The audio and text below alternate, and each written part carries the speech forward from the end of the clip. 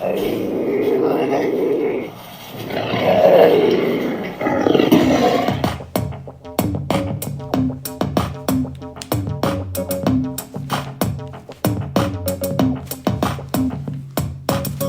blast off in my time machine. Third eye feeling like an Evazine. Blast off, blast off, blast off, blast off. Come blast off in my time machine. Third eye feeling like an Evazine. Blast off, blast off, blast off, blast off. Beyond the safety of modern cities, deep in the depth of the North American wilderness, sounds are heard. Sounds of branches breaking, wood knocks, guttural, high-decibel growls, screams, and grunts are heard for kilometers or miles depending on what side of the border. From the safety of our homes, we watch documentaries about the mysteries deep under the cover of wooded cloud forests, difficult terrain, otherwise treacherous, inhospitable, wooded wonderlands. Creatures that time has forgotten, history books have avoided, and humanity can only joke about, due to the harsh reality that most rather not delve into. A chuckle here, a joke there, much more socially acceptable than confronting depictions of creatures so much more adaptable, ferocious, and connected to the lands they call home. Lands most of humanity couldn't survive a week in, let alone a month or a year. Tonight we delve into subject matter that just can't be ignored, although science has done a pretty great job of doing just that. And sure, it's easier to ignore something that may just be better than us in every single way. Truly massive versions of ourselves, which don't need clothing, shelter, or a refrigerator, let alone health insurance. The ultimate nomadic conservationists, and perfectly conditioned creatures surviving harmoniously with nature for as long as human oral tradition has existed. These masters of the mountains have many names: Yeti, Yowie, Sasquatch, and Bigfoot. The old man of the mountain hides even in the recesses of our minds. Something within us instinctively tells us they should exist. But for many reasons, we're more comfortable ignoring this fact. On tonight's episode of the Hyper Anomalous Esoteric Research Organization podcast, we take a leap of faith, focusing on facts, with the help of an altruistic filmmaker, Mr. Darcy Weir. Darcy is the creator of Beyond the Spectrum, The Unwanted Sasquatch. The word unwanted is spelled with an O, not an A, and we'll address that here. You can find the Honest documentary on Amazon and other well-known outlets. Darcy attacks many of the obvious questions science has ignored and does so in such a refreshing manner, I have to tip my hat to him. No need to hide anymore. Not from the growls, not from the howls, not from the screams, not from the forest deep at night. Our guide tonight will set it right. Darcy Weir, welcome to the Hero Paranormal Podcast. Thanks, man. That's a huge compliment. I've honestly not been told that very much, but this documentary, I wanted to tackle the whole question of whether this creature existed from a fact-based standpoint, and I wanted to cut out, as much spectacle as possible, and just stick to what the professionals say. And there's Jeff Meldrum in there. He's a professional. There's Bill Miller and John Steenberg, Thomas Steenberg, and John Green. These are all guys that I think deserve a lot of respect for the way that they analyze different sightings that have happened throughout history regarding Bigfoot or Sasquatch, and I wanted to sort of highlight how, if this was a hoax, it's the most ridiculous hoax ever, right? Mm-hmm. In my opinion, because you could easily jump into a gorilla suit and walk through a forest and try and get your friends to record a video. And there's plenty of that on YouTube. I'm sure of it. I'm sure a lot of the stuff that people see and are so easily convinced is a credible Sasquatch sighting is just some kind of joke or clever sort of filmmaking that has created the illusion that they've caught a creature on tape. But, when I first started looking at making this documentary, the name for it was supposed to be The Last Sasquatch. And the reason why I wanted it to be called that is because I wanted it to be analyzed in a way that the last real credible film and video that's ever been taken of the creature was most likely the videos that were included in my film, or the old archival footage. And the reason I say that is because, the Patterson-Gimlin film, hands down, is the best film of this creature, in my opinion, that exists in open public. I think that there's been a lot of skeptics that have attacked it. There's been a lot of scientific analysis of the video, and by far the scientific analysis lends credibility to it being 90% real. And, you look at some of the other clips that are featured in my doc, and it really breaks everything down that we've seen a lot of very credible videos in the past. I don't know about the videos that have come up in the most recent years. I think that some of it's definitely fake, but there could be, I hope, eventually a really, really good case that we see some great high-definition video shot again of this creature, if it still exists. And, going back to the name, The Last Sasquatch, I wanted it to be called that because I wasn't 100% sure by the end of making that documentary that the creature still exists, or creatures, the real fallacy with the name Bigfoot or Sasquatch is that it's a singular name. So the first thing that happens to you when you try and talk about this subject to somebody that has no idea about the subject or about the creature, they say, oh yeah, there's like a guy in a suit running across North America or Canada. You think that's real? And the first thing I say is, no, it's supposed to be a habitat that, deep wilderness is where a group or a scarce population of this creature still exists. And so I was going to call it Last Sasquatch. It ended up being called the Unwanted Sasquatch, and people hate that name, probably because it makes them think unwanted and that I spelt the word wrong or something, but unwanted is actually a word. It means hard to find, scarce, not, rare, not normal, and I wanted to also play on the aspect of unwanted because,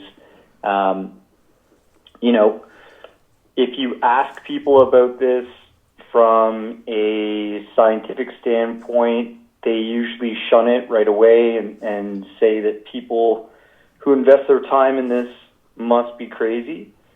And if you ask just a regular Joe that loves to, watch hockey and work a basic day job, they also don't want to talk about it. They think it's nuts. So yeah. I thought the title was a great play on words as well, and I think a lot of people probably, as you said at first, were like, "Wait, was this misspelled?" And I really like that it wasn't, and that the great play on words as well. I like that the professionals in the film. I mean, it was a very fact based standpoint, and can't say enough about Jeff Meldrum. I think I sat on a panel with Dr. Meldrum, and there was a few others. I believe it was David Weatherly, Ben Hansen, and Dave Rosenfeld, I believe. And I mean, we all considered ourselves somewhat quote unquote experts, but when Mr. Meldrum starts speaking, it's like, yeah, it's like an augmented reality. He attacks it from such a scientific perspective that, I mean, you gotta take your hats off to him, and the other people you had in the film, Bill Miller, John Green. I loved that you had the late great Grover Krantz on there. I mean, and I'm one of those believers as well in the fact that from an archival footage standpoint, the Patterson Gimlin is the best footage by far. I mean, given the technology of the time and the situational circumstances, the recorder that was used was so basic, and I think it was even hand driven from a mechanical standpoint.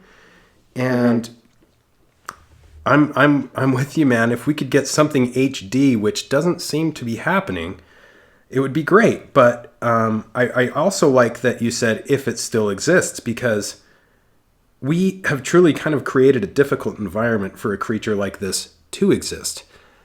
And I wanted to ask you, I was really intrigued that you brought some somewhat new stuff onto the stage. The howls and screams. I believe it was at Alert Bay. Is it? I don't want to say it wrong. Is it Cavant Highlands? Is that correct? Highland?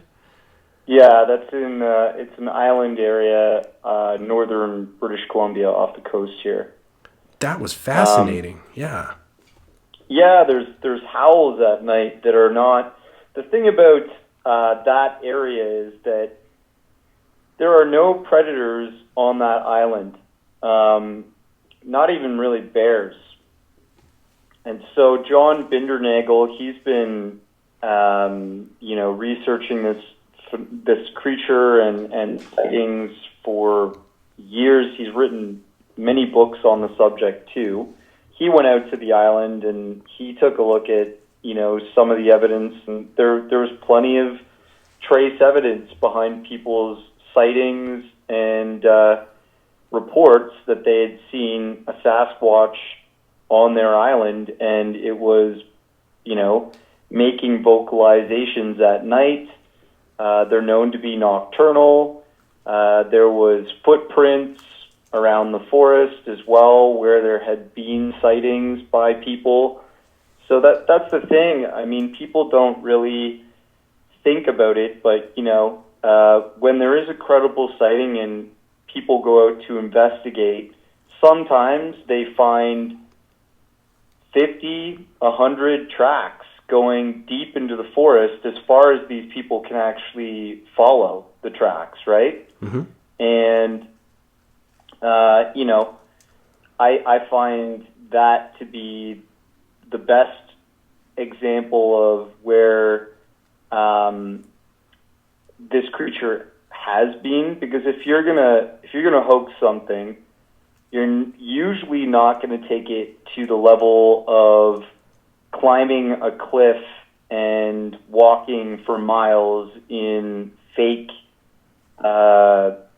Sasquatch foot stompers, right? Mm-hmm. You're probably going to take a few steps in and around a certain area, and then, you're hot, you're not really moving as gracefully when you're in a suit and wearing some kind of foot boot that has a giant foot on the end.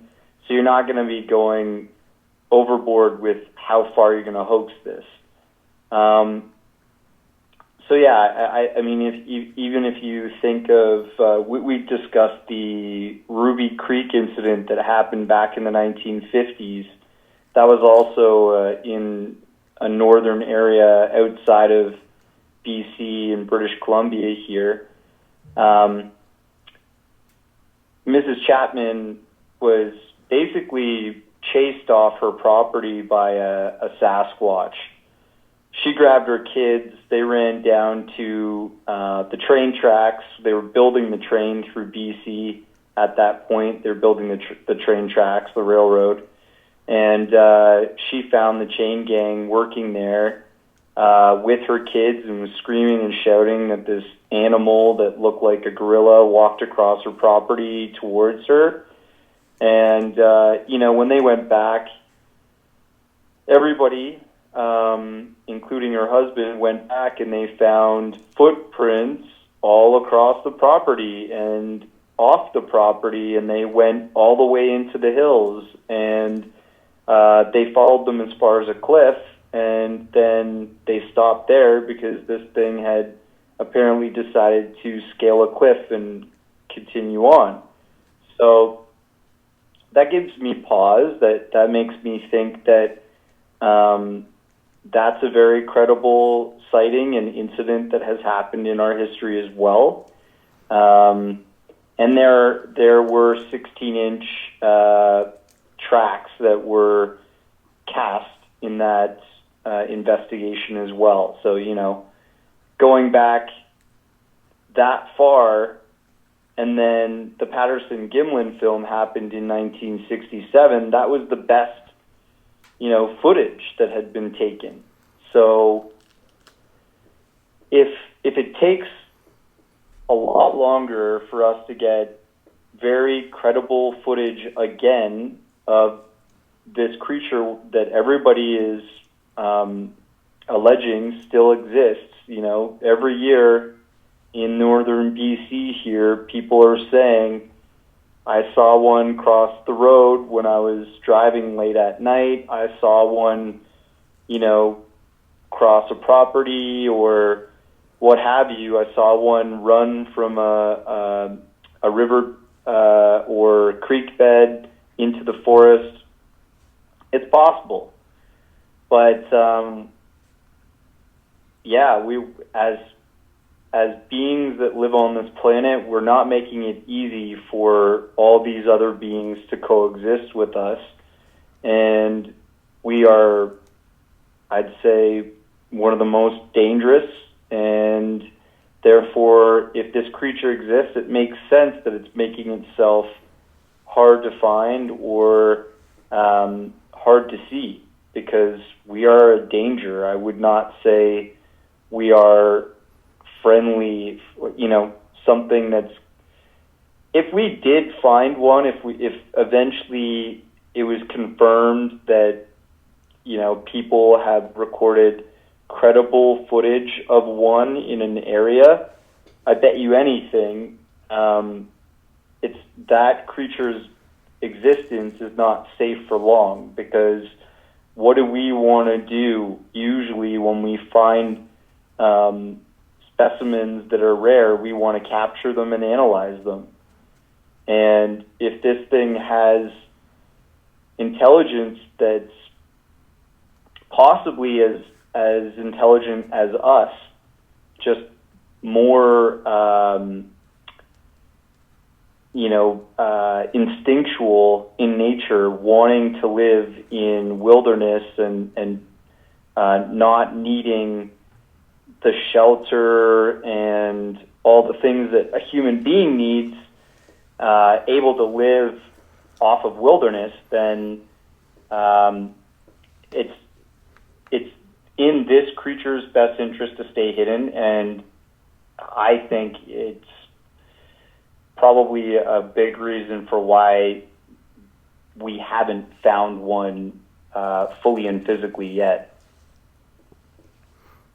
I totally agree. I mean, as far as people go, I agree that the creature would probably be investigated, traumatized, scientifically just poked and prodded, and then probably possibly even weaponized by our government if we could do it. And it's a shame that we are so I don't know what to call it, human, I guess.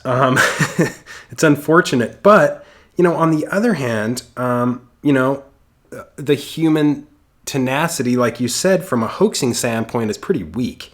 And I think hoaxers are lazy. And I think they're bypassing the possibility of the mystery by taking shortcuts. I agree with you that 90% of what we probably see on YouTube is BS. And I really like that you included the Ruby Creek incident. And I think if the last Sasquatch does still exist, I think it probably did leave areas like California, Northern California, and like a lot of the former population, it probably moved to a more calm area from a population standpoint where it can actually survive.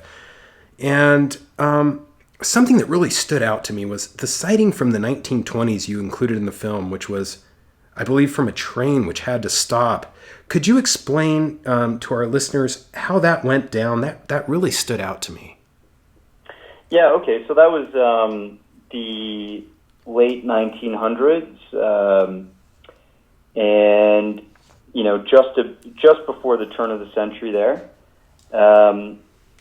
It happened in Yale, British Columbia, and at the time when folks were on a train heading up to Yale, the train had to stop. The conductor had to stop the train because he thought he had seen a human being, a man, lying on the tracks. So they pulled the emergency brakes. They, sounded the horn. They got out. And when they approached this being lying on the ground, they noticed that it was actually not a man at all. It looked like a very large gorilla or ape, they say in the old newspaper article. So if you think about it, this time in North American history, there was no gorillas, there was no chimpanzees, apes that were brought over from Africa to the Great Northwest. So it was very, very, very impossible for that to be what these people were writing about. They didn't know what it was.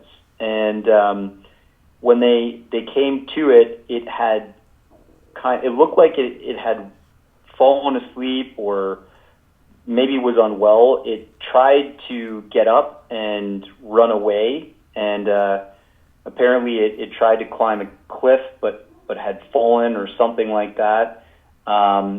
These people picked it up and brought it onto the train, and there's more in the newspaper article that a Dr. Hannington had investigated the creature, investigated its body, noticed that its limbs were different from humans. Its hands were different from humans. It didn't.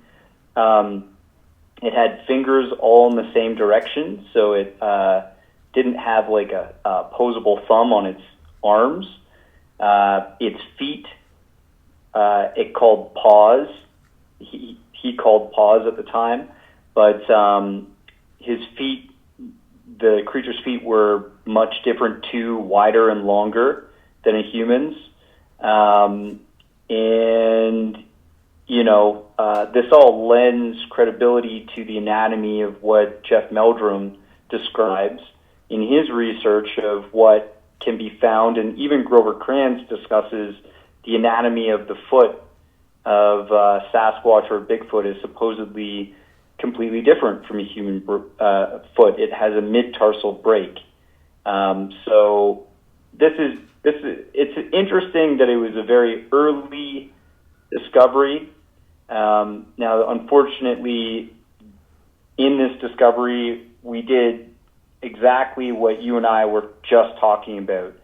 We tried to research it and analyze it until it died. It was apparently supposed to be on a ship to England. So somewhere along the lines, apparently the body was disposed of. They think it got ill and died when it was ocean bound to the UK, and they probably dumped the body, getting rid of that because of fear of, disease and such from that time. So that's how that story goes, and I think, and that's British Columbia. I think you're right. I think you're onto something by assuming that, in the late 60s, there was sightings in Northern California. Northern California is way more inhabited now. Parts of British Columbia are becoming more inhabited now, but I would say that if this creature did not like our presence, if these creatures did not like our presence and they saw us sprawling out into their territory more and more, it's logical that they would find a new habitat to live in, because they seem to be nomadic. They seem to come down when they're usually spotted in British Columbia these days. They seem to come down in parts of the summer, and that would make sense if they're following, food and growth that's happening, berries and such that are proliferating throughout the summer in certain areas. They're following fresh water, that type of thing. So yeah, I think it's possible they still exist, but maybe in more scarce northern British Columbia wilderness is my opinion, or elsewhere. They could be in the Northwest Territories. They could be in the Yukon. People of even the indigenous people in Alaska have stated that they've seen Bigfoot in that area. So yeah, it's an old story, but it hasn't worn out yet. And I'm actually going to be heading to a conference next weekend in Washington State to meet with individual Ron Moorhead, who recorded the Sierra Sounds, which are probably the most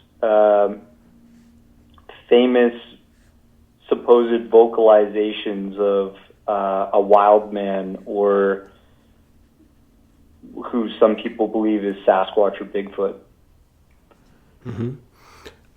The howls and screams that's really interesting, and it's a phenomenon that I've heard myself. And unfortunately, I was on a BFRO expedition, and there was more than that. But I had to sign an NDA, and now in retrospect, I wish I wouldn't have.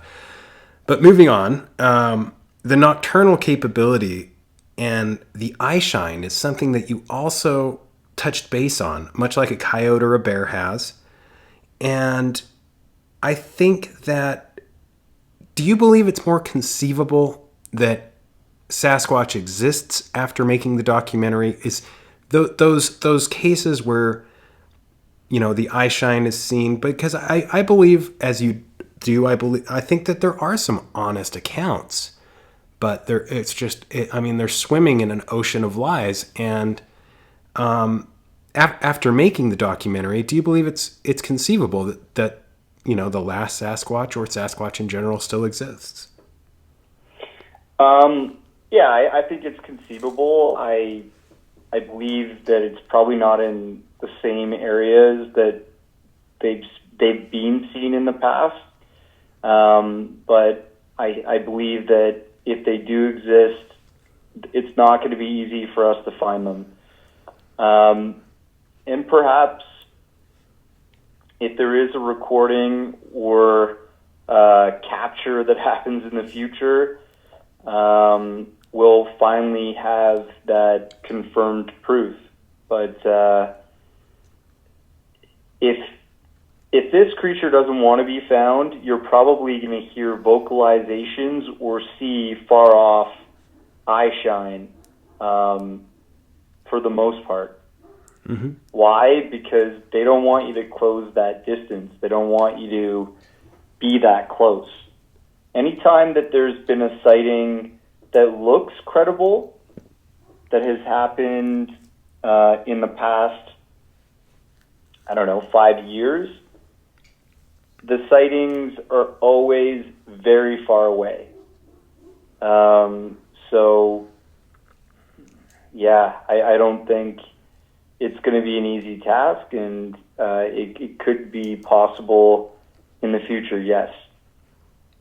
Awesome. In the words of Grover Krantz, I believe he said that the search for Bigfoot is futile. And is it? I mean, is there any benefit to proving Sasquatch exists? And I remember that Matt Moneymaker, I had a conversation with him that kind of hit me pretty hard. And he said something along the lines of, by the time we find out, it will be too late. And I'm wondering if, like Grover Krantz said, is the search for Bigfoot futile? I don't think so. I do agree that it might be too late. If you follow what's been going on with our environment, if you are a believer that the environment, the climate is changing, and that is from human intervention. Just in the past 2 weeks, there's been multiple publications about the black bear, grizzly bear population around British Columbia and other parts of the United States. People have been stating that they're capturing pictures and noticing that the bears are looking very emaciated going into hibernation. Like, this is the last feeding season before they're gone. They're going to sleep, right? Mm-hmm. And just the amount of photos that have been coming through lately showing them super emaciated, super hungry looking when they should be fat and healthy looking going into hibernation. It's very shocking, and it's kind of frightening to see that, because it means that the bears are struggling to survive. And, polar bears, for example, they're swimming for miles until they can find icebergs, because most of the icebergs and such that they're used to using to hunt seal are gone because they've melted away. So we're seeing the environment increasingly deteriorating for these wildlife creatures to exist in as a result of our industry, our ability to change the world. And, maybe Sasquatch is going to be one of the bystanders being affected by that. And it will be a sad thing if we find proof one day in our wilderness, but it's, a sickly, scarce population that we've confirmed to be alive, but aren't going to be alive that much longer. Mm-hmm. Yeah, I couldn't agree more. The polar bear is, I think that is such like a mirroring image of like what we may or may not be dealing with this mystery.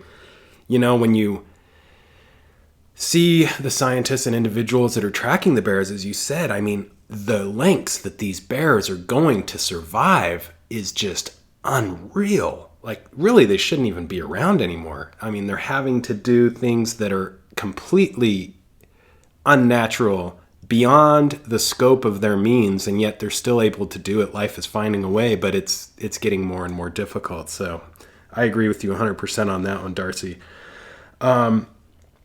Something I wanted to ask you is, I was really interested with the correlation you made about the giant squid in your documentary and how science believed it was the stuff of legends until they actually had a body. And do you think that a body is what it will take for science to actually take this seriously? Yeah, 100%. And that's not to say that we haven't found a body in the past. I believe there has been accounts of bodies being found. There was a wildfire that happened in Alberta that was raging through a town, and I can't remember the exact name of it, but apparently firemen that were trying to put out the forest fire that was spreading found a human-looking being that was extremely tall, covered in fur, but was burnt really badly. And they rescued it, so to speak. But, this thing looked what, on all accounts, people have been describing like a burnt Sasquatch. And I think that case, no one has ever followed up on that. It was something that was reported, but not fully investigated. There was another case where people said that they had found a wild man frozen in the past. The name of the case is escaping me, but I'm going to be covering that in another documentary I'm doing on the subject coming up. And this body was shown around in the early 20th century. It was taken on tour, and that body was apparently lost or stolen. And it basically was the description of what could be described as a wild man, a furry, a hairy, ape-looking creature that was found dead and kept frozen to be displayed in the early 1900s.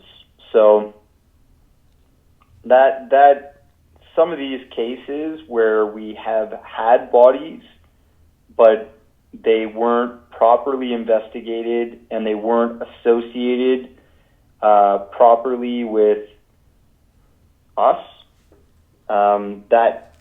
that's a disappointing thing. And I think that's the other thing that people miss is that we have had bodies in the past. And if you think about evolution and the theory that the Neanderthal existed for a great period of time, and that there's genetics in modern humans that are related to the Neanderthal, but en masse, the actual Neanderthal lineage died because they just couldn't keep up with the modern Homo sapien.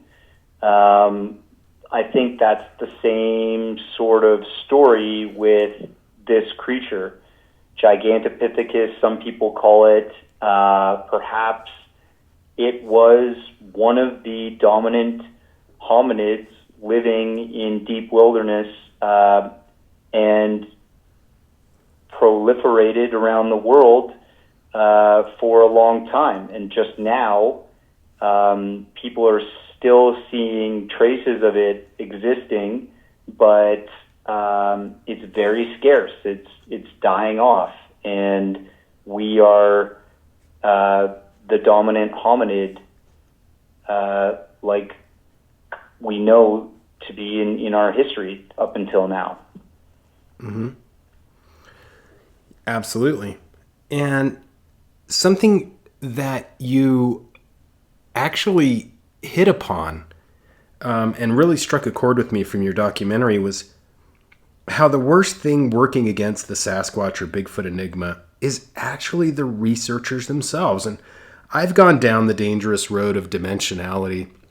Whenever there's something you can't explain, as human beings, we want to put things in boxes and be able to explain them. And, you get everything from, well, the gamut, you name it, the Bigfoot researchers will say it. And it may be the worst thing going against the entire mystery. And I wanted to get a little bit of your input on that. How, from a perspective of someone who's actually attacked this, honestly, how do you view that? Yeah, there is a lot of what I would call infighting between researcher groups. The BFRO are a great organization, and I hope to go out on an expedition with them in the future. But there's a lot of disagreements between them and other research groups that are out there. There's many, as you may know, if you research Bigfoot, there's all kinds of societies, and there's all kinds of people that can often associate the creature with something that's more paranormal than, let's say, related to a natural wildlife phenomenon. Mm-hmm. And I mean, I'm not going to discount that there may be credible sightings of Sasquatch or Bigfoot at a time when there's also been sightings of UFOs in the past, but I would try to stay away from the idea that these creatures are somehow extra-dimensional creatures that jump in and out of portals. I don't hear about that. I don't hear that being a credible story too often. It sounds like science fiction to me, and I'm not going to deny that I don't believe in that I believe in UFOs. I do believe in UFOs, and I do believe that we're living in a universe that's full of life, intelligent life, and there's possible credible accounts that have happened throughout history where people have seen UFOs or intelligent life has come to our planet to check us out. But I'd say we're like a cosmic truck stop, and we're not that important in the grand scheme of the universe because we're not that far along in our technological and I'd say spiritual or physical evolution. But I just don't want that the subject of Sasquatch or Bigfoot to be confused too often with something that's even more unexplained, Mm-hmm. It's hard enough for people to take the idea of Sasquatch or Bigfoot existing seriously, but then to throw in, UFOs and portals and dimensions on top of that, it just, you end up maybe talking about My Pet Monster or something like that, like some kind of cartoon reality. Mm-hmm. I agree. We're on thin ice as is with this research. And I mean, for the betterment of just acceptability, we need to kind of stick the course and gain traction where we can. It's a slippery slope where our efforts kind of seem to be thrown off by the mainstream with anything. And I agree with you on the other hand as well. I remember I think I can talk about it, but yeah, there was a situation where somebody with this research group witnessed something, and then they also saw orbs nearby, and that was discounted immediately. And I understand. I mean, it's very tough, and I think that we have to kind of like the problem is human beings want to put everything, like you said, in boxes, and when you start bringing in this dimensionality and my pet Sasquatch in the backyard, and I mean movies like Harry and the Hendersons, it gets wild. Darcy, another thing that really intrigued me about your documentary is just the honesty. And the Sasquatch has been said to exist by native tribes in Canada for hundreds of years. And what I do like about that is they don't try to, somehow culturally they've avoided trying to put these in boxes, and they just accept it for what it is. And I think that a lot of us, we see this on TV and we want to put it in a box. And is there any benefit whether we prove Sasquatch exists, or would it be worse? I mean, I think the benefit would be that we know we're not the only intelligent,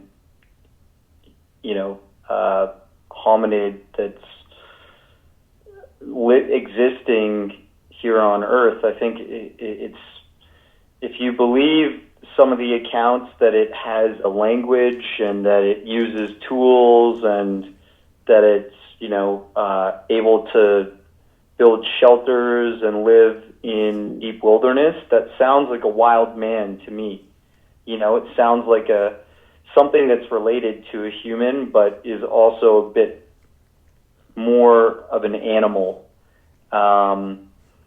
Primates use tools, right? I've been reading about a bonobo that's pretty famous in Africa. I think its name is Kobo, and she can make herself breakfast with a frying pan and will make a fire and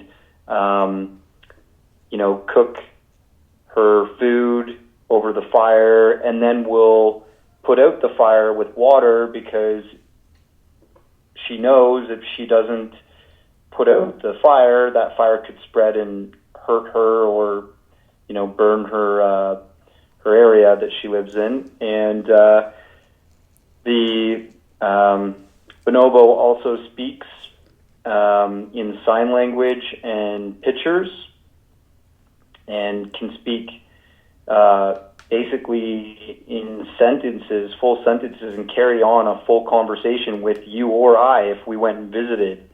So what does that say? It means we're not giving enough credit to primates that may exist out there that are equally as intelligent as us, but just are more wild or more instinctual than us, a little bit lesser evolved. And I think it's definitely positive if we do find finally a Sasquatch or Bigfoot. Mm-hmm. Man, I totally agree. I think Kobo's beautiful. I've seen a little bit about that, and yeah, I'm on the fence, when speaking about it, because I don't know whether to call it a creature. I think to myself, where is PETA in all this? And I do believe that some creatures are more intelligent than we are. People often say, how's it possible that dolphins and whales have larger brains and they haven't accomplished more? But, in the words of Leonardo da Vinci, I mean, simplicity is sophistication. It's the ultimate sophistication. And I was also intrigued that we're delving into something that's close to home for some. It's something that can't be ignored. The old man of the mountain, the Yeti, the Yowie, the Bigfoot, the Sasquatch. It has so many names. It's been throughout history. It should exist. It's in our oral tradition. And what are your thoughts? Is there a reason for this? Well, I think it's safe to say I'm just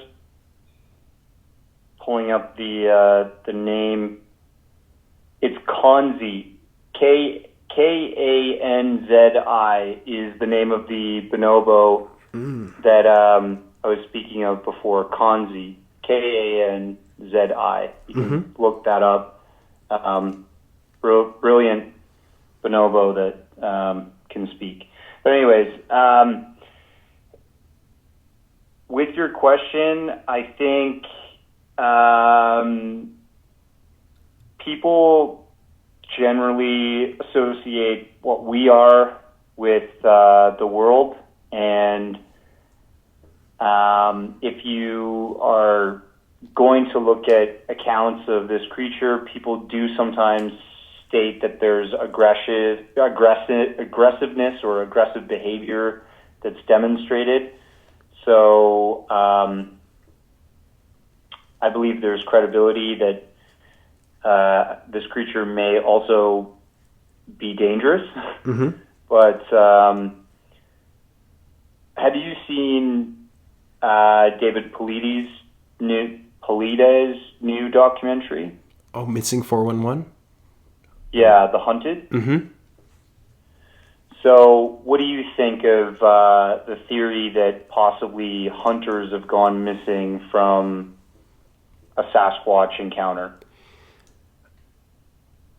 I can only speak of encounters that I've had myself, and I think it depends on what the hunters are doing, maybe. I think that maybe these creatures, as you said, may be more altruistically developed. I don't know if that's even a thing, but like they are more aware and more aware of their surroundings, more aware of impending doom, more aware of, we have bats with sonar, we have whales, dolphins with sonar. We have so many creatures that have traits that we don't have, and we wonder why we don't have them when we lock ourselves into shelters and cities and, fearful of going into the woods. And Darcy, I don't know. I think that, if they are infringed upon enough, I think like we would, there's definitely that characteristic or ability to dispose of an intruder or something that they consider a threat. Mm-hmm. Yeah, for sure. If we're pushing them more and more into territory that's deeper in the wilderness, if we encroach upon that territory more and more, I'm sure they're going to make it known that they're uncomfortable with that.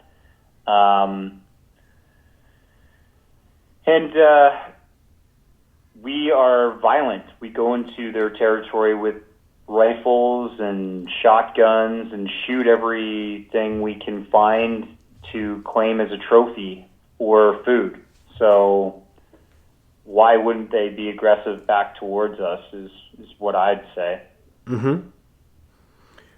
I had an instance where a report, I believe I got it from the BFRO. It was a location where I used to be a fly fishing guide for about a decade in an area called Flaming Gorge, Utah. Just below that, I was on the Green River. But there was an area where a judge, a very credible sighting, where a judge from Manila was driving down to where he lived, and there was a sighting, and it was in an area called Skull Creek. And according to the judge, this creature or being was doing something next to the road. He was driving. He thought it was a person, so he stopped, kind of pointed his lights at it, and, got a little closer. And, I immediately went up with some buddies. And in retrospect, it was one buddy. And in retrospect, I don't think we did it right. We immediately started, like you said, just so invasive, immediately started following tracks and, oh, what are they doing? Where are they going? What is it doing? What is it? If it's one or if it's many, just very invasive, just kind of poking and prodding.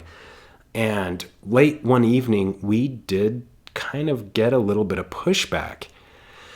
And there was a moment where something came crashing through the trees. It was still at a distance that we felt safe, but we got out of there. And I think that as human beings, we're just kind of unfortunately taught that, to conquer. And this isn't the correct or conceivable method to coexist. So I agree 100% with you on that. If we're going to get to the bottom of this rabbit hole, we may need to entertain different methods that aren't as invasive or seemingly dangerous to what it is we're trying to interact with. Yeah. And if you go into a forest and you're actually doing a Sasquatch expedition, what essentially you are doing is going into the wilderness with guns, setting up a campfire, trekking, trying to find tracks. You're hunting, right? And it's a kind of, it's an offensive and aggressive idea. And if we're going about it in an aggressive way, we're not exactly making a creature feel like it wants to be around, right? So I bet as soon as they hear or see what you're doing, they're gone. And they're going to make themselves gone. They're going to make themselves really hard to find. Mm-hmm. I agree. Darcy, your even keel attention to detail, I think the historical data, the eyewitness testimony that you honestly depicted, and just the overall focus from a scientific perspective is extremely refreshing. I think so often these quote unquote documentaries rarely help the reality of the situation we're up against, and especially analyzing the phenomenon, and exaggeration and elaboration, and the themes of the day were clickbait and likes and subscribers are the only focus. I think truth is kind of the last thing people are interested in. And where what's happening now, from a viral perspective, where money's the king and the only focus, I think you honorably avoided all that and that trap, and you stayed true to the greats. I believe people who have an honest interest in this subject matter appreciate your lack of wanting fame, money, viral hits, Facebook likes, whatever you want to call it, and sticking to the true path of scientific method. You're a true hero, Darcy, and I know you're a busy man. I can't thank you enough for coming on the podcast and your tenacity for what, in my opinion, is much needed. Your truthful depiction of the creature and the science that seems to carefully avoid it. I just wanted to thank you, and I'm sure many truly appreciate that. Thanks, Ryan. I really appreciate your feedback and ability to grasp what I was trying to do there. I mean, not everybody, some people do prefer the finding Bigfoot or chasing monsters sort of series that are out there, but I think those more so just bring lack of credibility to this subject. And thanks. I really appreciate what you've had to talk about today, and I'll definitely come chat with you again when I've got this other documentary out sometime, hopefully early next year. Oh, that's awesome. That makes me so excited.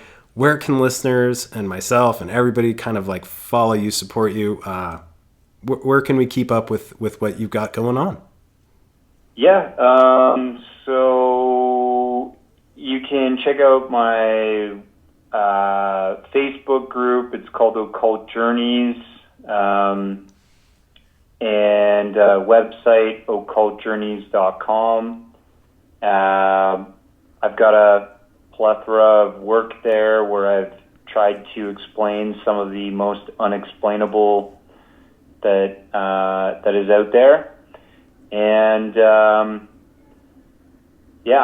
be ready to see a bunch of UFO stuff there, because I do like that subject as well. I think there's a lot of credibility behind that, but I also want to focus on Sasquatch, Bigfoot, and other wild men, and the idea that our wilderness may still hold the truth to the question of whether this being truly does exist. Excellent. Thank you, Darcy. Can't thank you enough. And thanks for sticking to the truth and the right thing to do. Appreciate you. Thanks, Ryan. Have a good one, man. Absolutely epic. Darcy breaking it down with facts, explaining what's going on. It's absolutely phenomenal that this is being attacked from a fact-based perspective instead of all the sensationalism and ridiculousness that is often associated with the phenomenon. So definitely support Darcy Weir any way you can. And while I'm on that, support us any way you can. And by us, I guess that's just me, the Hero Paranormal podcast. Definitely roll over to heroparanormal.com. Check it out. You'll notice our podcast doesn't have any of the ridiculousness or the circus tactics with advertisements and annoying breaks and junk like that. You know, it's not about that. But it is tough. It is tough to make it happen and do so on a budget, not only time-wise, but financially. You know, I have to carve out time away from my family and take time doing this when I could be doing things that might actually put some food on the table. So that would be helpful to at least break even, or maybe even a little less. You know, I don't have to break even. I don't do it for the money. I do it for the truth. And speaking of truth, the truth is you can donate as little as you want, as much as you want. You can donate once or have it on a recurring if you want to be a patron. Just hop over to heroparanormal.com. Don't be scared of that donate button. It's your friend. You'll get more content, all kinds of goodies. There's hats, t-shirts, all sorts of stuff on the website. Pick some up. And enough shameless self-promotion. Hope you all have a wonderful evening.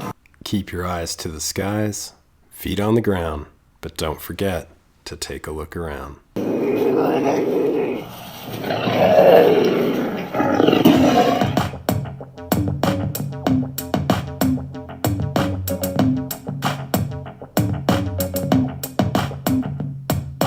Come blast off in my time machine. Third eye feeling like an Visine. Blast off, blast off, blast off, blast off.